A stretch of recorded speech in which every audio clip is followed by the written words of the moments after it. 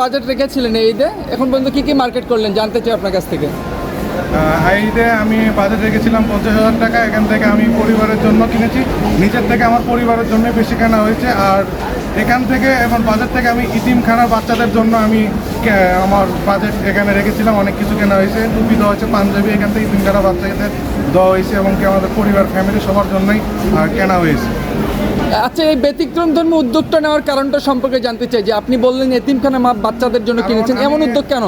এরকম উদ্যোগটা হওয়ার কারণ হলো তারা ঈদ মানে আনন্দ, কারণ এই আনন্দটা যদি পরিবারে তো আছে, এটা যদি অন্যদেরকে ছড়িয়ে দেয়, মানে ভালোবাসা যদি অন্যদেরকে ছড়িয়ে দেয় ইতিম, এই জন্য আমি ইতিম বাচ্চাদেরকে সাথে আমি সবসময় থাকি সম্পৃক্ত, এই জন্য ওদেরকে ভালো লাগে, এই জন্য আমি ওদের জন্য আমি এই আমার ঈদের জন্য এই উপহারটা।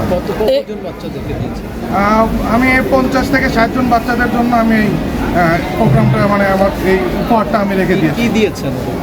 আমি দিয়েছি হলো আতর দিয়েছি, এবং কি আমার একটা উদ্যোগ থাকে প্রতি মাসে 1 বস্তা করে প্রত্যেকটা ইতিমখানাতে আমি চাউল দিই। এবার উপলক্ষে আমি চাউলও দিচ্ছি, তার পাশাপাশি ইফতারও করাচ্ছি। তারপরে আপনার ইতিম বাচ্চাদের জন্য টুপি, আতর, এগুলো পাঞ্জাবি, এগুলো আমি গিফট দিয়েছি প্রায় 50 থেকে 60 জন বাচ্চাদের, ইতিম বাচ্চাদের।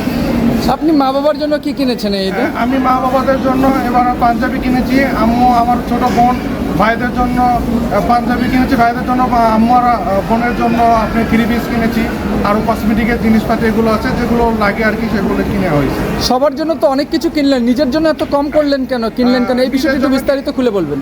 নিজে ঈদটা হলো আনন্দের, এটা হলো নিজের অন্যদেরকে দয় সবচেয়ে ভালো, মানে নিজের কাছে তৃপ্তি লাগে যে অন্যকে দয়, অনেক এটা আমার কাছে তৃপ্তি লাগে এবং ভালো লাগে, নিজের থেকে অন্যকে দয় ভালো লাগে আমার কাছে।